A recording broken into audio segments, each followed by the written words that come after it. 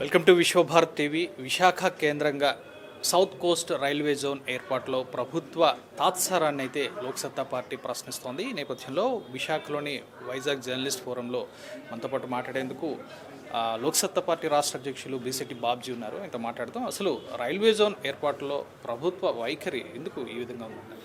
అంటే కేంద్ర ప్రభుత్వం అంటే ఒక భారతదేశానికి సుప్రీం ప్రధానమంత్రి గారు కానీ ఒక రాష్ట్ర ముఖ్యమంత్రి గారు కానీ చెప్పినవి ఇమ్మీడియట్గా ఇంప్లిమెంట్ అవుతాయి. వాళ్ళు చెప్పినవే జరగకపోతే ప్రజాస్వామ్య వ్యవస్థ మీద ప్రజలకు నమ్మకం ఉండదు.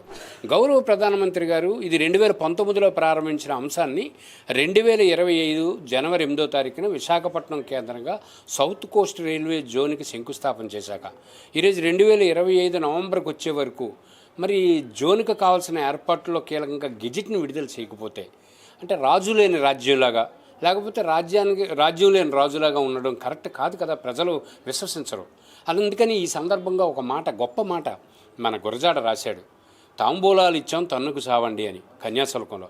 ఆ మనిషి మహామనిషి, దేశమంటే మట్టి కాదు దేశమంటే మనుషులు అనేటువంటి చెప్పి ఒట్టి మాటలు కట్టిపెట్టి గట్టి మీద తలపెట్టవని చెప్పినటువంటి గొప్ప కవి. వారు చెప్పిన మాట ఇక్కడ ప్రస్థానం. ప్రధానమంత్రి గారు శంకుస్థాపన చేసి 10 నెలలైనా ఈ రోజుకి వచ్చి గెజిట్ విడుదల చేయకపోతే ఈ జోన్ ఎప్పుడే ఏర్పడుతుంది? ఈ జోన్లో అధికారులు ఏం పనిచేస్తారు? జోను పరిధి ఎంత? జోన్లో ఎవరు కొత్త ఉద్యోగస్తులు వస్తారు? జోనులో ఇతర జిల్లాల నుంచి ఏం జరుగుతుంది అన్న దానిపైన స్పష్టత ఉండాలి కదా.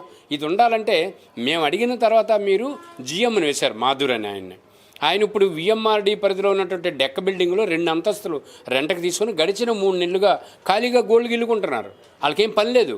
ఎందుకంటే భువనేశ్వర్ పరిపాలన చేస్తుంది మన పైన. సికింద్రాబాద్ డివిజన్ వాళ్ళు అక్కడ ఉన్నారు. మరి వాటబట్టి విజయవాడ, విశాఖపట్నం, గుంటూరు, గుంతకల్ డివిజన్ల పరిస్థితి మరి జోన్లో కార్యకలాపాలు జరగకపోతే మన పిల్లలు భువనేశ్వర్ వెళ్ళి పరీక్షలు రాస్తారా? అక్కడి నుంచి తరిమేస్తున్నారు, సర్టిఫికేట్లు చింపేస్తున్నారు. సికింద్రాబాద్ అయితే తెలంగాణలో ఎందుకు వస్తున్నారని అడుగుతున్నారు. మన పిల్లలు ఎక్కడికి పోతారు? ఎందుకు మీరు వెంటనే బాధ్యత తీసుకోరు? ఇది ప్రశ్నిస్తున్నాం లోక్సత్తా నుంచి. గౌరవ పార్లమెంట్ సభ్యులందరూ అలాగే రాష్ట్రం నుంచి ప్రాతినిధ్యం వహిస్తున్నటువంటి 2 ఎంపీలు, 2 కేంద్ర మంత్రులు వాళ్ళు కూడా ఇమ్మీడియట్గా బాధ్యత తీసుకోమని కోరుతున్నారు. రేపు 14, 15, 16 తారీఖుల్లో గౌరవ ముఖ్యమంత్రి చంద్రబాబు నాయుడు గారు ఇక్కడ నేషనల్ సమ్మిట్ పెడుతున్నారు. ఈలోగా గెజిట్ వస్తే ఉత్తరాంధ్ర ప్రజలకు ఆనందం, రాష్ట్ర ప్రజలకు ఆనందం. ఇప్పుడు రాష్ట్ర విభజన జరిగి 11 ఏళ్ల పైన అయిపోతుంది. సో ఇప్పుడు శంకుస్థాపన జరిగి కూడా నెలలు గడుస్తుంది. సో ఎక్కడ లోపం ఉందంటారు? అంటే నాయకుల ఇది అడిగే విధానంలో లోపం అంటారా? కాకపోతే మన నాయకులకి ఏది ఇంపార్టెంట్ కాదు అనే దగ్గర ఒకటి ఆ తేడా ఉన్నది ఒకటి. రెండోది అందరూ యూనిటీగా ఇది సాధించాలనే కసి ఒకటి లేకపోవడం. అంటే అన్నీ చంద్రబాబు నాయుడు గారు చెప్పాలి, లేకపోతే లోకేష్ గారు చెప్పాలి, లేకపోతే పవన్ కళ్యాణ్ గారు చెప్పాలనుకుంటున్నారు తప్ప మన బాధ్యత కూడా కొంత ఉంది. అంటే ఇందులో మనం వాస్తవాలు కూడా చెప్పాలి. విశాఖపట్నం పార్లమెంట్ సభ్యులైన భరత్ చాలా కృషి చేశారు. ఆయన ఎప్పటికప్పుడు కేంద్ర మంత్రులు కలవడం కానీ పార్లమెంట్లో ఎవరికైనా రిప్రజెంటేషన్ ఇవ్వడం కానీ జరిగింది. అందుకని విఎంఆర్డిఏలో ఆ బిల్డింగు శాంక్షన్ అయింది, మనకి జిఎం పోస్ట్ కూడా వచ్చింది. ఇతర పార్లమెంట్ సభ్యులు కాదు. కానీ నేను కోరుతున్నాను ఏంటంటే ఉత్తరాంధ్ర నుంచి సీఎం రమేష్కి రైల్వే స్టాండింగ్ కమిటీ చైర్మన్ ఇచ్చారు, భరత్ గారు ఉన్నారు. విజయనగరం నుంచి కలిసి టప్పలాడు ఉన్నారు. అలాగే పార్లమెంట్ సభ్యుడిగా శ్రీకాకుళం నుంచి కేంద్ర మంత్రిగా కింజరాపు రామ్మోహన్ నాయుడు ఉన్నారు. మీరు కూర్చొని ముఖ్యమంత్రి గారితో ఉప ముఖ్యమంత్రి గారితో మాట్లాడి ఇమీడియట్గా జీవో వస్తే చాలా పెద్ద ప్రాసెస్ మళ్ళీ ఇది పనిచేయడానికి. వెంటనే పరిపాలన ప్రారంభమవుతుంది. పరిపాలన ప్రారంభమైతే మన పిల్లలకు ఉపాధి దొరుకుతుంది. ఈ ప్రయత్నం చేయాలన్నది లోక్సత్తా పార్టీ నుంచి మేము కోరుతున్నాం. అందుకే లేఖ రాశాం.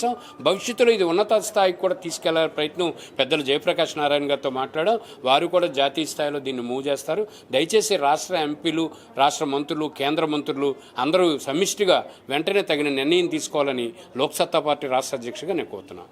సో ఇది అంటే విశాఖ కేంద్రంగా రైల్వే జోన్ ఏర్పాటులో అధికార గణం నిర్లక్ష్యం అనేది కొట్టొచ్చినట్టు కనిపిస్తోంది. ఇది సరికాదని, దీనివల్ల చాలామంది నష్టపోతున్నారని చెప్పి లోక్సత్తా పార్టీ అయితే ఆవేదన అయితే వ్యక్తం చేస్తోంది. సో ఈ జోన్ ఏర్పాటులో సమిష్టిగా కృషి చేయాలని, త్వరగా గెజిట్ విడుదలై నెలలు గడుస్తున్నా సరే ఇప్పటికొచ్చి దానికి సంబంధించిన ఏ కార్యక్రమం కూడా జరగటం లేదని, సో ఈ కార్యాచరణ ముందుకు తీసుకెళ్లే దిశగా ప్రభుత్వ యంత్రాంగం కానీ నాయకులు కానీ కృషి చేయాలని చెప్పి లోక్సత్తా పార్టీ అయితే చేస్తున్న పరిస్థితి. వీడియో జర్నలిస్ట్ రాఘవ్తో Srinivas, Vishwabharat TV, Visakha Vizag journalist forum నుంచి.